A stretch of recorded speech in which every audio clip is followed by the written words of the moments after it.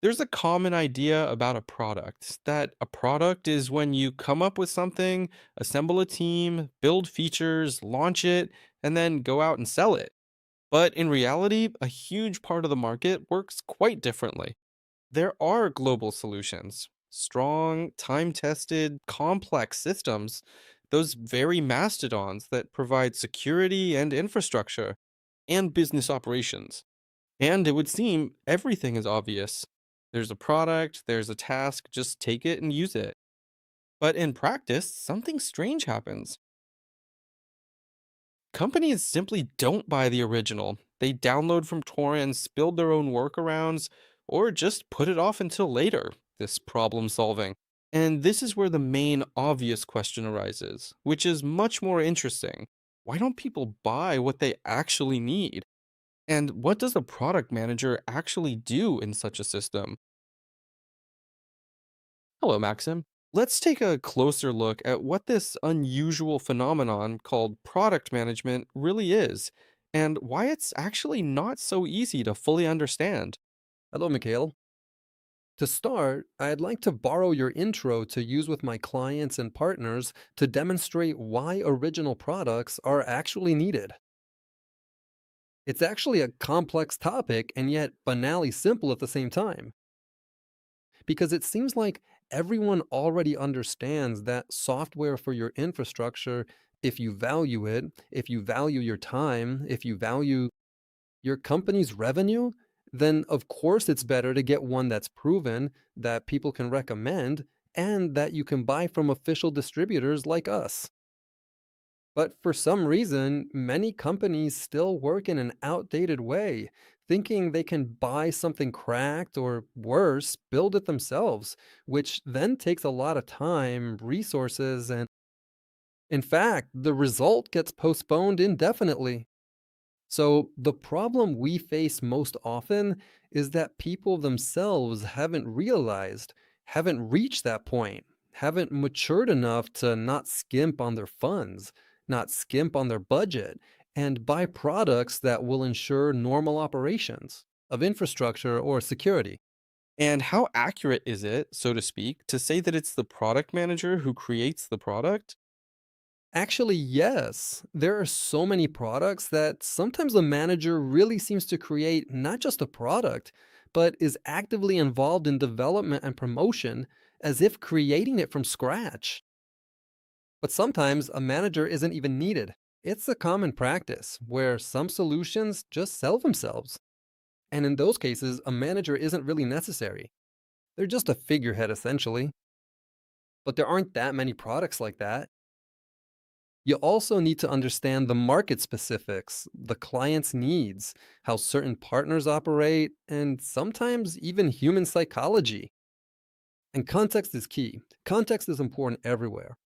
So then, what exactly is the role of a product manager within a specific company or team?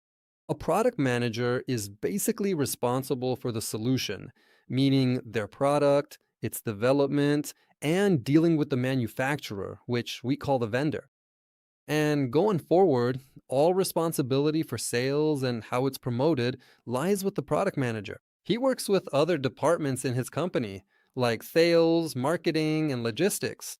So, one way or another, he interacts with every department, including HR and, of course, the management team. And at the same time, he's accountable for sales and growth, both to his own company and to the vendor.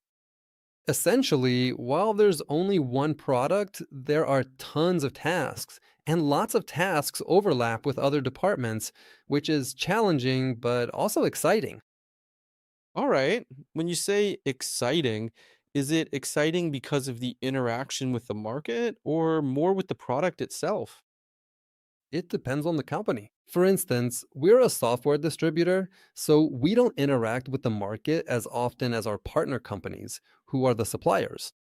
I mean, they work directly with the end user, the customer. We work with the companies that are out there in the market promoting the product, while we promote it to our partners.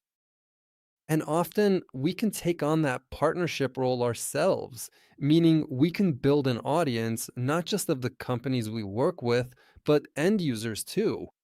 We can run targeted ads, establish connections with other platforms, or work with other companies involved in any kind of promotion. So, while it's not our direct responsibility to work with the market, we still end up getting involved in it one way or another. And a lot of that depends on the product manager's own sense of responsibility. I consider myself responsible, so I'm often in the field, as they say. But what do you personally prefer? Working with the product or the market? Let's put it this way: applied practice or hypothetical? It's not quite like that. For us, it's more likely divided into operational activities and, well, working in the market. So, what's closer to you there? It's hard to say because for me personally, of course, communication comes first. And so I love being out in the field. I love interacting. I think I'm actually more of a salesperson than a product manager. Nevertheless, I like feeling this, not just responsibility, but a certain sense of my own significance. Meaning, I'm responsible for all the processes of this product within our company. And here, I'm like a manager, right? A department head, and feeling this responsibility and the tasks that lie ahead of me. This process is also fascinating to me. So, in both cases, the process can be engaging for me. Even though communication's the priority there, I also enjoy solving problems. You're like a product manager I know who often says, I need to experience catharsis. If I don't feel that catharsis in this work, don't expect to see me here. So, you have something like that too?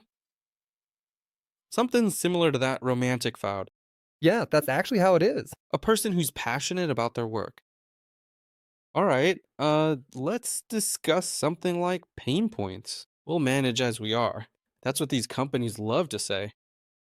And often they don't buy not because they can't, but because they think they don't really need it. There are so many problems in the markets, in various industries, like B2C, B2B, B2G. You tell them, look, I know we have a great solution. I'm offering you this product. Here are all the licenses and everything. No, we don't need it right now. Well, we just don't need it. And that's that. Are there like three golden rules to convince a company that they need it? Is there something like that? I probably wouldn't narrow it down to three rules. Then how many rules? I would focus on a few things in general, and we'll count how many there are as we go. First, it's a clear need expressed by the client themselves. Second, it's the risks they'll face if they don't purchase this software. And the next thing is actually, I guess there are three in total. Three. It's our offer, meaning what we can provide. Since we're distributors, we have quite a few products, and they're often alternatives to one another. So, the hardest of all these three components is probably articulating the risks. Because, in fact, if we take security solutions, for example, we have to sell something that handles a potential threat. At the moment when the infrastructure is already under threat, when, I don't know, some ransomware has gotten in there or some other extortion software, I don't know. So, when a company has already run into a problem, there's no point in offering anything. You just have to save them. But we come in at the point when the problem hasn't happened yet. We bring in the experience of other organizations that have faced these same problems. We talk about the risks that are possible, the potential ones. And getting back to needs, most often people might not know, right, that they need a certain thing because they're already working just fine as it is. They think they can spend a lot of time on a process, put in a lot of effort, use huge resources, and that's normal for them. So, one of our tasks is to prove that this is actually not the norm. And with the development of AI, with the fact that we can now freely look through some statistics and see how companies in other regions work, we can just show companies, look, you can do better, and we'll help you with that. And how often do you encounter this mindset of, we don't need it, convince us? Oh, quite often. Just, Sometimes they're not even willing to be convinced. They just say, we don't need this. And you're just hitting a brick wall. That's more of a sales job than a product manager's. well, a question immediately arises. There are companies that, well, let's say, want some solutions that already exist on the market in a million forms, different visualizations, different execution formats. Like Bittrex, for example. There are a ton of solutions like that on the market. And some company says, we don't need anything. We'll invent it ourselves. As a product manager, how dangerous is it to hear from management, let's do it ourselves? Is there any analysis behind this? Actually, sometimes companies really do come up with something of their own. Given that the developer staff in every company, I think, is growing not just every year, but probably every month. And that can sometimes be a problem for us, that companies can actually solve a task using their own resources. But if we look at the bigger picture, of course, if we look at the market in general, it's not that common. It's not such a frequent thing because, well, people are often objective about themselves. And not just people, organizations as a whole are objective, and they understand whether they can afford something or solve it. The problem arises in maturity. That is, sometimes we even have to explain that there's a new direction. Our portfolio is constantly expanding. New products are being added that cover even more additional solutions that automate some additional processes. And out of like two or three products that we used to supply ourselves, we now have one that solves several tasks at once. And customers might not know about it. So we need to tell them all about it. Tell this story like a fairy tale, promote it as something truly incredible. Let them get a feel for it, and we have the opportunity to provide consultations. On the technical side, we have our own technical specialists. And that's how loyalty is built.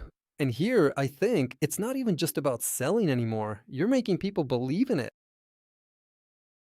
That's the point. I don't know if I answered your question, Arat. Yes, more than enough. Yes, but what's important here, in fact, we are. In fact, we are, I don't know, simply like preachers. We go out and preach our own religion. We tell companies, look, you're doing this manually by yourselves, but you could do it just by pressing two buttons. You'll have your administrator performing all these tasks that they currently spend a massive amount of time on. With just one click, you just have to pay for it Well, yeah. and enjoy it. Is it usually a matter of money or the perception of value? It's tough because as you speak, specific cases immediately come to mind. Like when people simply didn't have the budget or when people truly don't understand because they're not ready yet.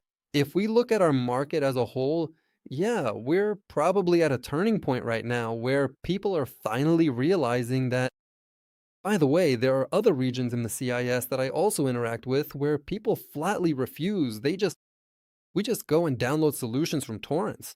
Those are our main competitors. Our own solutions, which are basically being given away for free. Or rather, not sold, they're just giving them away. And we have to tell people about the risks, about how, well, you're simply jeopardizing your infrastructure and security. And that applies to certain regions. For us, for example, if we look at Kazakhstan, you encounter this much less often. This happens when, as I've already mentioned, a new product comes out. As for the budget, it's not even a struggle with the company, but with time. Because people say, we're ready to buy it all, but let's do it next year. We've already spent the entire budget here. So, in principle, they're ready to spend the money, they understand. But at this stage, for example, the budget has already been spent on things that are a priority for them. Like with B2G, oh, sorry, we approved everything in September. Just wait. Yeah. Only with options now. Well, we work with the government sector too, fortunately or unfortunately, but those are the business realities. I mean, one way or another, you still have to adapt to the client, no matter who they are. So you can't even say what prevails here. Most likely, you just live in a state where both outcomes are possible, and you adapt to it. About adapting to the client, I suddenly have a question. How much of this is, let's say, mysticism or realism on the edge of fantasy, right? The Hachiko story. I mean, some people are willing to wait for years and then they sell, while others aren't willing to wait years. They're willing to wait months, and they're told, no, sorry, you're so persistent that we won't work with you.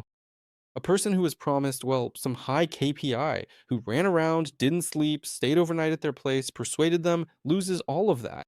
Gaining everything and losing nothing in this business is not easy. So, about the Hachiko story, how often does this actually happen? And are there any reasonable ways to solve it? No matter how much we no matter how much we might dislike it or not want it, we often have to be Hachiko. And, I have influential partners who are my mentors, and they often give me a hard time and say, don't rush, Maxim, don't hurry, because time must pass. It's a normal story, an absolutely normal story, to wait for months, to wait for years. When you work in this field, it's quite normal. It's good when there are many such projects, and accordingly, you had some turnover. For example, I have a project coming up now that I've been waiting for a whole year since April of last year. And next month, I'll have a project that I've been waiting for 2 years since May of the year before last. And that's how it works. Well, do you have some kind of ceremony there? An inauguration? Well, you celebrate it somehow when, let's say, you've been waiting for 10 years. Those 10 years have passed, you signed this client, and there, I don't know, they scattered cherry blossoms or something else for you? No, nothing like that? That's an important point, by the way, that you really need to somehow record your results. I have a psychologist friend who often tells me about this too, because it's one of my problems. I don't praise myself for my achievements. And I think this is a problem for many managers who have simply drowned in their routine and they just see the process without seeing the results. Sometimes you need to give yourself some kind of, I don't know, reward, and companies should do this too. So that's exactly the task, probably, of managers, HR people there, who should think about whether the managers are actually satisfied or not and whether they should be praised or not. Well, the motivational component is nice. I mean, a long project, when you wait, when you get a good paycheck, yes, it's nice, but it's as if it also turns into some numbers. Uh-huh. And here it's important probably to periodically record it somehow. Make some kind of post somewhere on Instagram or on threads. I don't know. It's not necessary, of course, to tell everyone. I've already spilled the beans on all the clients there. Like one of my clients had this issue, you have this problem. No, of course, you can't tell everything, but you could, for example, post a bouquet and a glass of Prosecco and say, I closed a little deal today. Maybe that's worth implementing. And then 10/08/2026. Did you get married? Well, something like that, yeah, something like that. Or you can just compare the values. Like he got married and wasn't that thrilled, but he closed the deal. I've been waiting 10 years. I pursued my wife for 2 years, but this deal took 10. Who's more precious to me? Well, my wife, of course. And sometimes, by the way, it just comes out of the blue like that. Something just drops in unexpectedly, and I think you're actually even happier in those moments. Sometimes you just toil away at some long term project so much that when it finally happens, you've spent so much energy on it that you're like, whatever, it's done. But when something unexpected like that lands, you're like, whoa, it's like a surprise. It's just like a surprise. I waited a long time for my wife. Well, did the wait pay off? It did, yeah, thank God. A victory? That's the most important victory. Yeah, it's not like with projects. I get it, I get it. I once heard a story about an acquaintance who worked as a product manager. He was waiting for something for a long, long time. And he was a huge fan of the band 21 Pilots. And so he's got a wife now, but he's so fired up about this project. Everything's great. Closing the deal, closing it. Eventually, the band comes to town, and he'd always, every single day, listen to their songs and all that. So they arrive in his city, and then a client calls him and says, So, are we signing? He just takes off. He doesn't give a damn about the band. His wife says, But you promised it's your favorite band. You can't live without them. I know, but the deal took 10 years, and I've only known you for 2. That's it. He just left, huh? Yeah, seriously. That's actually pretty cool that over the course of projects, while they're ongoing, generations can change. Kids can be born. You could name your son after the project. I don't know. He could be starting university and you still haven't closed it. Seriously, lives are changed. All right. Let's bring up the issue of piracy. which is very popular across the CIS. It's clear why, given there were both tough economic times and good times, but nevertheless, there are always people who want to find a workaround. So, how popular is it really among modern companies operating in various markets, not just ours, to lean, let's not say they use it exclusively, but to lean toward pirated software or maybe makeshift jury rigged solutions? What do companies usually prefer, so to speak, or what do they tend to avoid these days? If we look at the CIS in general, for instance, Well, actually, the CIS market is quite varied, meaning it changes from region to region. The picture can change quite a bit. There are countries where it's hard for you to break through with original software just because people don't want to spend money on it. Sometimes because they really don't have it, and sometimes because, well, people don't see the need to spend money on original software because everything works for us as it is, or it works. Well, again, it's all about risks, about understanding risks and the threats they see, and the problems they encounter later on. When some kind of problem occurs, they all change their tune very quickly. and where does it happen most often? In security or something? That's where it happens most often, right? Well, the security field is generally very complex, again, because you're precisely fighting against potential threats. And when a problem arises, it's primarily, of course, a gap in some security product. But there are tons of such situations. It could be the human factor, it could be a problem in some infrastructure solution, it could even be some, I don't know, contractor or service provider that was providing services. So there's such a multitude of possible scenarios here. But if we go back to piracy, companies often just don't want to spend their budget on products they're managing perfectly fine without. And our task is precisely to demonstrate how they could be working. It most likely depends on the mindset of the people in administration, the decision makers. It's the maturity of the region. Uh, It's the maturity of the region as a whole. If we take Kazakhstan, for example, the region here has, for the most part, reached a level where pirated software is very rarely encountered, but it's still encountered nonetheless. If we take other countries, I won't name them so as not to offend. effect. This problem arises periodically, and regardless of the industry or even the field, it could be some government institutions, or often it's government institutions. Let's leave this question as it is. Let's open this question and not. Close it. But let's crack the door open, yeah? Yes. Yes, because it's truly a problem they face. But it's the kind of problem that I think is solved with time, because everything for us is like a ball. First one region or some one large organization in the region, then all the others follow suit. So, So it turns out, in any of these stories, there's a moment when they all come to the original that we need to get away from this. We're going. Well, for the most part, yes. For the most part, again, either someone actually switches and everyone around realizes that, yes, indeed, you're optimizing your processes, or someone has a problem and everyone's like, yeah, we need to quickly change something here so this doesn't happen to us. So, again, there are many cases. But it all follows apparently some kind of, I don't know, some kind of arc, definitely some kind of curve, where everything depends on many factors, as you mentioned. Meaning these are difficult political times, related to geopolitics and so on. And gradually, I think sooner or later, most companies, regardless of the industry, will switch to normal, original software. But when that happens, let's hope that we'll be the ones who help make it happen, and everyone will praise us and say, yes, Maxim, it's all thanks to you. You told us to buy this. we've been waiting 10 years for you. Yeah, yeah, yeah. Like, I heard that at some American university, you can get a pirate certificate. Would you like to test your skills, Maxim? I wonder if you had a pirate certificate, how right would it be to fight piracy? Actually, it's very convenient because, I mean, if you're a pirate, for example, then you know what loopholes there are, those hidden spots that people might not even think about, but you know that it's, for example, a vulnerability.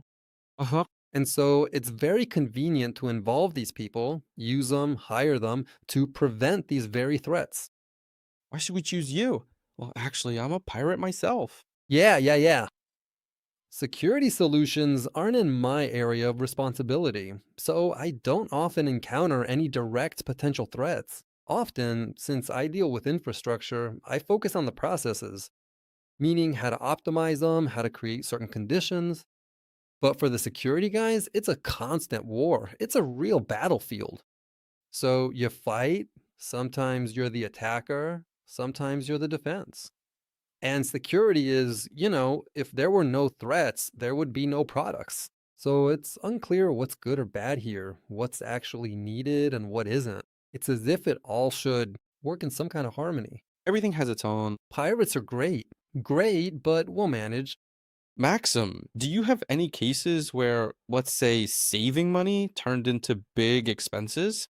I remember one example where a company didn't want to install it properly, even though the software was original. So they bought it, spent the money, but didn't spend money on the actual implementation. They didn't do a proper rollout. An engineer didn't check how they did everything, they didn't follow the recommendations, and then when a problem arose, it turned out it came through the original software that was bought and worked fine, but wasn't installed correctly. And they lost a fair amount here.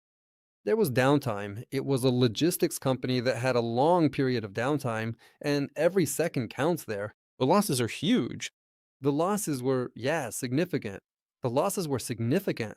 And the manufacturer themselves said, look, everything's fine on your end. You're doing great. Your software is good. Everything's okay. You just should have installed it right or at least let us in. And they were like, whatever, we'll figure it out ourselves. Right.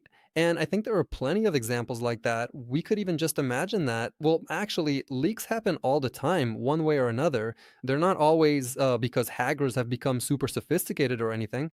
Sometimes it's just due to the human factor. People got lazy, people didn't want to spend the money, people decided to cut corners somewhere or decided not to do something, not to connect it. So it's not, I think it very rarely stems from a lack of competence. Most likely, it's just because of some kind of laziness. It's all very mundane, really. And what's attacked more often, smartphones or PCs? No, we actually have software that covers the entire infrastructure, not just server equipment. Well, there's a general set of practices when, well, again, maybe it's a weird example, but people often compare iOS and Android, right? And everyone says, look, this one's bad, this one's secure, this one's less secure. But if we take, okay, let's not get specific about Android or whatever, mobile devices and stationary ones, which is actually more dangerous more often from a, well, practical standpoint? Well, how should I put it? The more capability something has, the more risks arise accordingly. And if we look at mobile devices, there's even, another distinction. Mobile devices can vary. They can be corporate owned or they can be an employee's personal devices. And here, for example, is the key point. Corporate devices can be within a secure perimeter, while personal devices, people might not pay any attention to them. And that's a big risk because nowadays, in every company, people use services, business processes on their personal devices, effectively putting their company at huge risk. Even though the person themselves might not be the actual source of this sort of evil, right? They might not even want to harm their company in any way, but they still create risks. They still use public networks. They might, for instance, store confidential documents in open access, Or download something? or just download stuff from who knows where. Yeah, just went into the browser and downloaded it. Yes, and that's a major problem. And that's actually, speaking of industries that are only just now gaining momentum. In other regions, like in the West, where this whole IT thing is on a much larger scale, the whole market is more developed. So, there, it's already mandatory to secure personal devices in a company if you provide access to corporate services. We're slowly moving towards that, and in some industries, for example, it's already a mandatory thing. Even some of our regulations are changing, mandating that this company or that sector must manage mobile devices. But this process, it's very, how should I put it? It's moving at its own pace, but it's not rushing. I think the infrastructure hasn't caught up yet. Well, possibly. I think people haven't caught up yet, face it. Maybe. Because if you take the West as an example, right? They have plans with smartphones where you can partner up, install the software, and you'll have a secure device within the company. But in Europe, I haven't really seen much of that, let alone our neighboring regions. Yes, well, we have a solution in our portfolio that's specifically responsible for enterprise mobility management, for control, monitoring, providing certain services, and deploying policies, depending on the employee's role on devices both within the company and those for personal use. And speaking of regions, in Europe, for example, there are companies with 1.5 million devices. All are protected and controlled through a single console. That's speaking to the development of the region as a whole. So it's an international company, a client in the delivery business, they're global, but the legal entity is, say, in Europe. So the project is overall European. But the fact is, obviously, they have a bigger presence in those regions and 1.5 million devices. Just like that. Well, that's a massive number, which is mind blowing. And here in Kazakhstan, for example, we have companies that already protect and control thousands, tens of thousands of devices. Adding all these devices, it's not necessarily just smartphones, it could be laptops, it could be some specialized single purpose gadgets, for example, which also, Like in stores, right? Those ones that, yes, terminals there.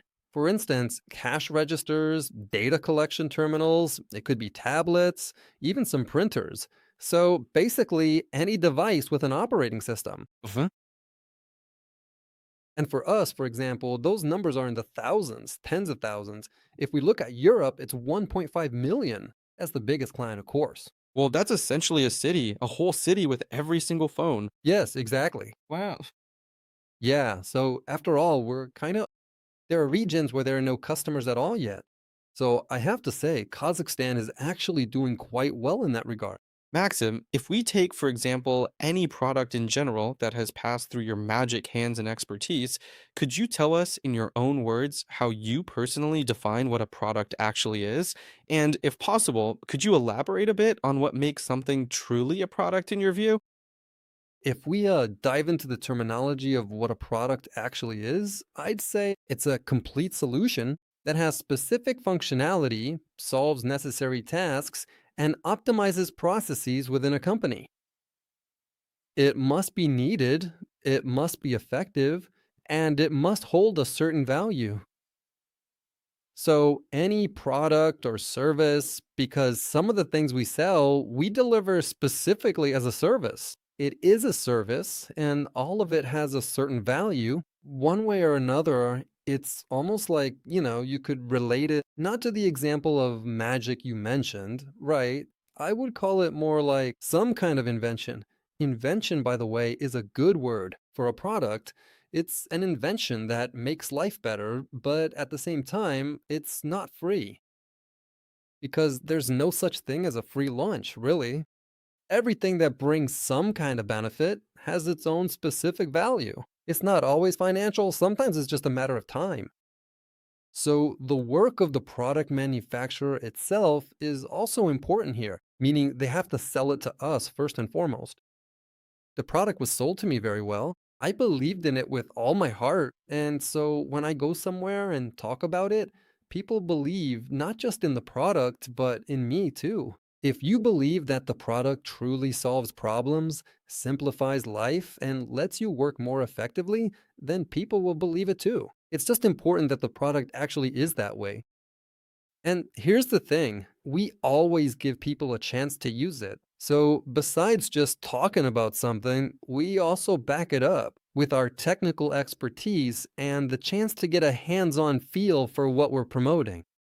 What's your take on features for the sake of features? Many companies providing products just create a feature for the sake of a feature, not to actually improve the product, but just so it's there because it's new. And then say at the presentation, this is new, but you realize it's just a feature for the sake of a feature. I've had that kind of conflict before when we have products that we've been selling for many years and they've been on the market for years. And at some conference, we meet startup founders who use AI to create their own solutions that are actually, well, kind of. They position themselves as something new, but sometimes it's either something useless or something that won't bring, I don't know, won't bring any real value or it won't bring anything at all. Sometimes you look at them and think, well, poor souls, really. Just, it seems like, what are you fighting for? Who are you even trying to battle? They come and beg like it's charity. Please notice us, buy us. We really do help. Sometimes it works, sometimes it misses, but the more often you face it, the more you realize you need to take it easier. Why not? Some huge company, some bank, or some marketplace will try it, take it, ready, I don't know, to spend money just to test it. And then it seems to them that it's a useful thing. So I take it quite normally. I try not to be surprised and not to condemn it in any way. I mean, it's fine. People try. Why not? Because the most important thing is that it's still a process, it's progress. It's people, one way or another, trying to achieve some result through experience. They don't want to do it. Well, really, just for the sake of wasting time. It's some kind of process. It really works. The team, maybe it will bear fruit. Why not? At what point then does a product stop being an idea and become a real value? Is there this line, like a checkpoint, when you say, well, that's it, this is already a product? Checkpoint, by the way, there is such a product. I know there is such a product. Yes. Well, we, of course, no longer work with ideas. We already have a finished product, one way or another. We sell it and we encounter it, we interact with it. That's probably more of a question for the developers because they're more like that in this regard. The creators, the makers, I mean, I think there's more of a, Well, okay, but if a new product appeared, you say we have new product arrivals, but it's still just an idea for now. You haven't implemented it yet. It's an idea. yes, I mean, the solution itself, it already exists. And when we first go to a client, for example, and tell them about it, for them, it's like an idea. For us, since if we've taken it into our portfolio, we don't take anything just off the street. We first test it on our own infrastructure. We first run it all by our technical specialists. They say it's a really good solution, or if it already has some kind of history, we take it from somewhere on the market. And for us, it's already like our tool. Well, that's for you, but for the client? Oh, you mean how we deal with that? No, what's the idea? My question is that a product has arrived. They say, Maxim, we have a new product. They showed you this product. You said, oh, cool.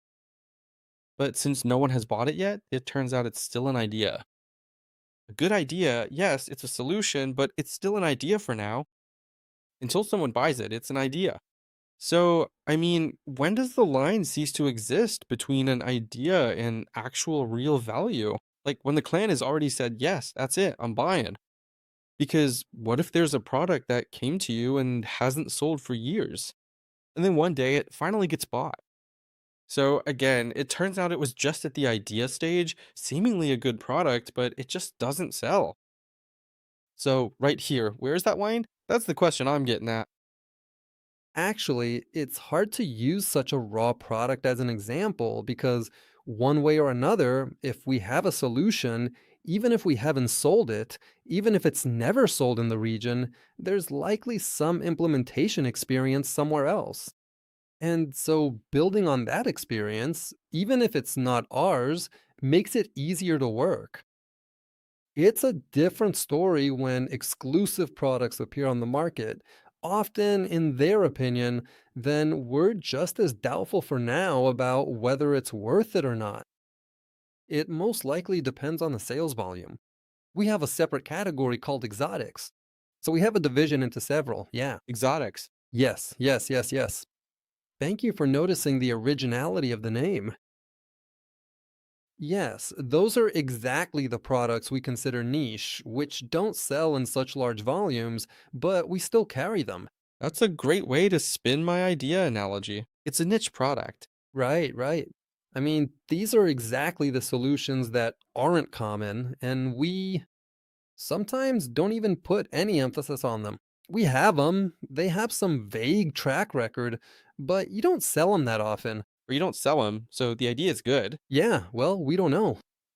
Sometimes it's like we say, since it's in our portfolio, of course it's good. But if there are no sales, how can you tell if it's good or not?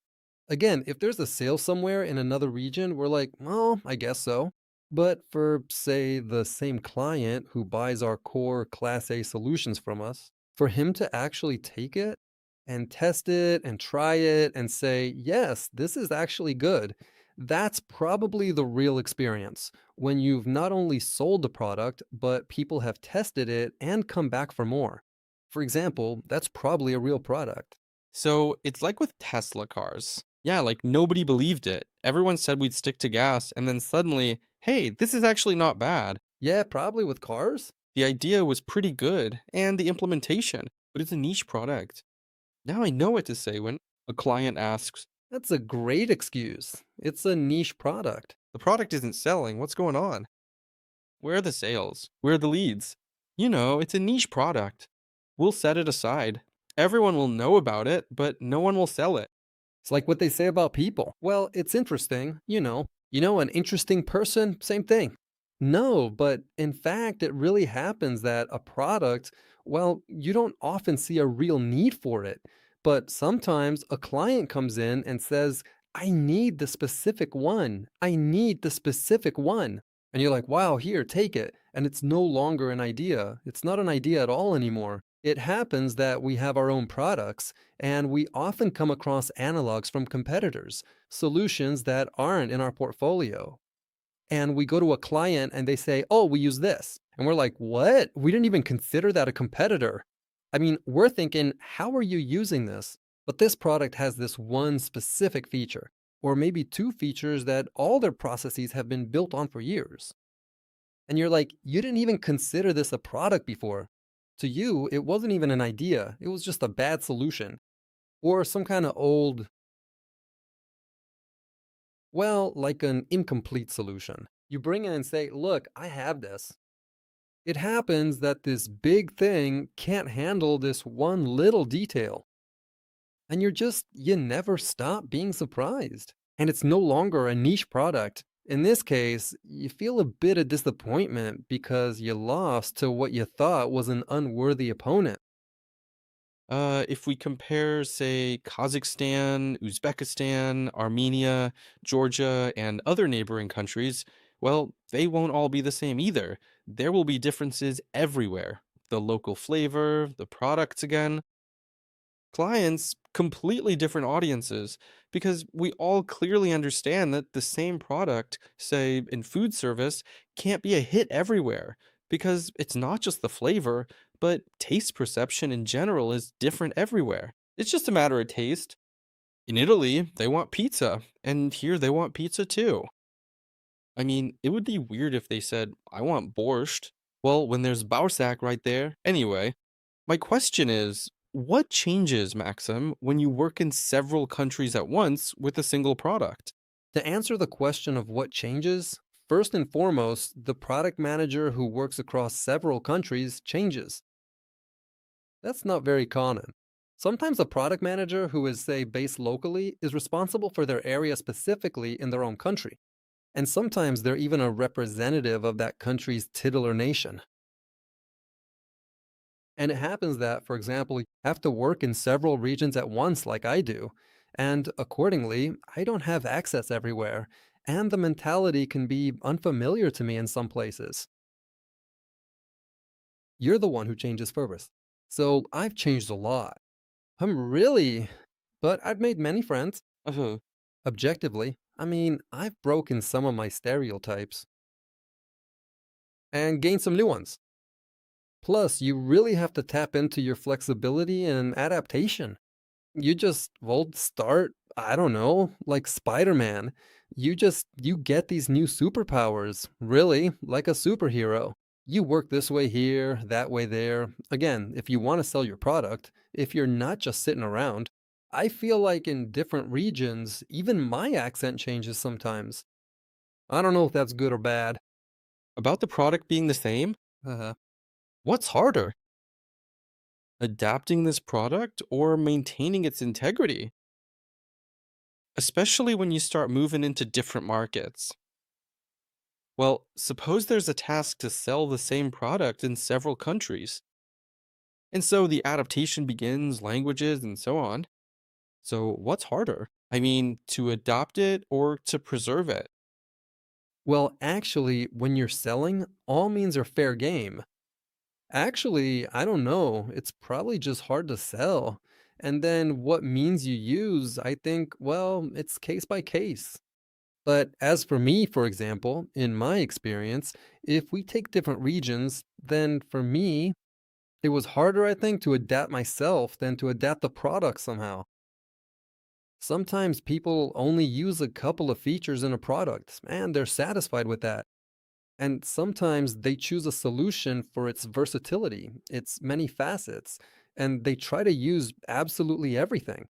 So all means are really good. Whatever you sell it with, you get the same money for the product. In the end, now, of course, there are different licensing options. A phone? Of course, we want to sell the most expensive product, from our current lineup. We'll make the most money for that. But sometimes it's just not needed and we won't push it. So we just work based on the need. Probably we have to adapt most of the time. Is it hard? Well, it's our reality. I don't think we even think in those terms. Right now, whether it's hard or easy, that's it. We just work, we just fight, and that's all. Looking at the product, we see that it's also a kind of sport. So, can we say that since you have several teams there too, right? That it's essentially a daily sport, promoting this or that product. Well, there are many overlaps with sports, actually. It's discipline, it's a certain sense of purpose. I think everyone who's done any kind of sport sees something of their own in their work. For example, I used to do martial arts and I still do, and so I see a certain kind of struggle. I've already mentioned it a few times, I think defense, offense, things like that. And in that sense, I see some similarities. I even see similarities in the processes themselves. So, for me, roughly speaking, when I see high demand, it's like a training camp for me, for example. I get fully activated there. I don't spare my sleep or my liver, and I just go to work. Like, it's like training camps or competitions for me, for example. There are stages where you need to recover. There are some training processes, like learning, for example, or interacting with partners. You can compare it to a regular workout, for instance.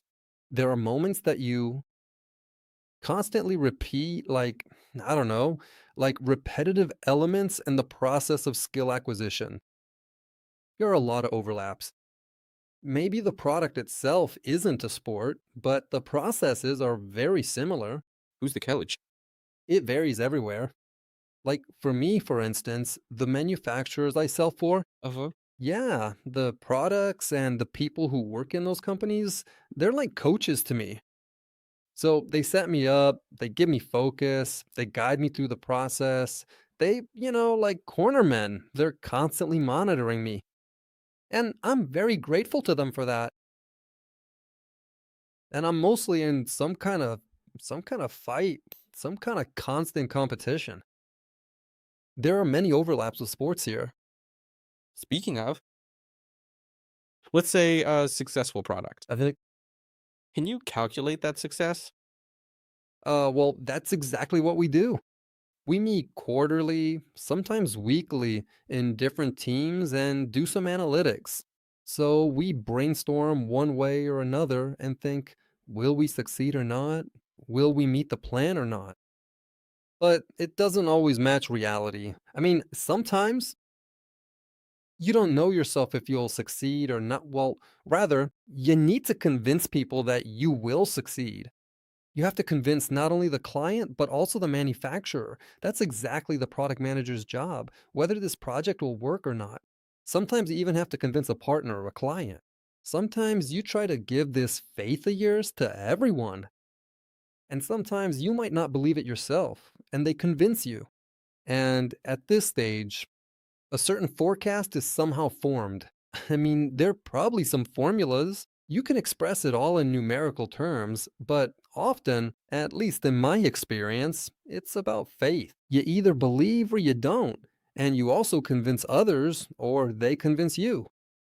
If a product is born out of all this faith, or a new product comes along, right, from the supplier of that product, are there any, let's say, standards Uh-huh. when you can tell that the product will make money? Or like a 2 week rule? Like, well, you tried selling for 2 weeks, nothing's happening. That's it, on the back burner. Let's try that other product. It's doing well. Or are there no such rules and it's all individual? What was my experience? Actually, I spent a long time working on one solution, and another one was added to my portfolio, and I had to go out and promote it. And my colleagues were poking fun at me because they'd say, aha, so you have one product that everyone needs, and the second one you have to go around and really preach about, explaining why it's needed so they'll believe in it. These are completely different processes, the one that sells itself and the one where you have to come and convince people. And for us, it took, I think, somewhere around, well, less than 6 months, I think, a few months for sure. But at the same time, that is, we were building a certain pipeline, like several deals that we expect to close, and a certain percentage of those stay with us. And so 6 months passed, and we had, say, nothing, nothing, nothing. And then one deal closes, and now a second, a third, and so on and so forth. And it's as if it all started moving at some, I don't know, some incredible pace. And there's probably no standard here at all. But then again, it depends on how you establish communication with management. Sometimes they just set a plan, they give you deadlines and say, like this. In our company, though, that doesn't really happen. But for example, I wasn't given deadlines and everything went fine, basically. I think we just have that kind of environment overall. But it does happen that faith in a product is lost. So, in that case, what happens to the product?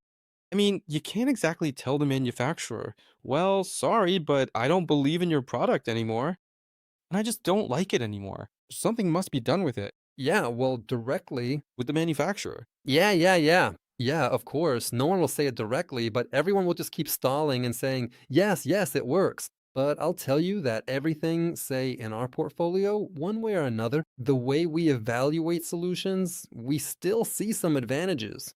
And even if this, like, multi purpose software has a specific area that is always, it hits the right spot, we just emphasize it. It can still be solved. I mean, every solution really has some separate facet to it, something undervalued that can be showcased and presented well, and it will sell. What qualities should a truly strong product manager possess, in your opinion? Especially considering today's trends of this market demand volatility. Well, we can't deny that it's always there. That's just it. Let's say there's a constant inconsistency. Right. And the challenges of young people coming in who are somewhat bold. Well, I'm not afraid to use that term. Also, more and more artificial intelligence is appearing, betting on the fact that it'll sell better than an actual living person. Although some still, I know, believe in personal rapport and personal contact, that it's more productive. So, what's your take, Maxim? Well, I believe that exclusivity is important. You can't name one specific quality that a strong product manager there should have, because it all depends on several factors. First, your manufacturer, second, the region, third, it could be your company there. So it's many, many factors, and it all depends on how you stand out from all of that. I mean, what's your uniqueness? For instance, when I entered the IT market, I wouldn't say there are many people like me because I have a big background there. As an athlete, plus I did stand up comedy there, performed on stage. And if you add up all these stages I've gone through, all my experience, then I make a certain kind of impression and I have my own sort of exclusivity. And that's how I win them over. I mean, in one company there, people connect with me because I'm an athlete. At some event where I'm speaking, I always attract attention. I start telling some jokes there and just go out there and look presentable. That's another advantage, for example. And here, I think each person's exclusivities is important. Everyone has some strengths of their own or just some unique experience of their own that, one way or another, kind of made them so multifaceted. A good product manager, well, they really should be exactly that, unique and truly one of a kind. They should be responsible, taking ownership of their work and actions, and they should genuinely believe in what they're selling, having real confidence in their product. But can this be learned, or do you need a specific mindset? No, I think you can learn absolutely anything. It's just that everyone has a different background, and some get it faster, while others are born with it. But you can definitely learn everything, I'm convinced. The most interesting paradox of the product world is that good solutions already exist. They work, they're proven, they solve real world problems. But that doesn't mean they'll be used every day, because between the product and its use, there's always a person with their fears, their habits, and their desire to do things their own way. And maybe a product manager's real job isn't about the product at all. It's about understanding why people choose a less than ideal solution. Maxim, thank you very much for taking part in today's conversation. Thank you so much for having me. This was the xChief Central Asia podcast. And perhaps the main question you'll have today is whether you buy a product just because, or if you wait until the moment it becomes truly necessary. This was Mikel. Until next time, subscribe, leave your likes and your comments. We'll answer your questions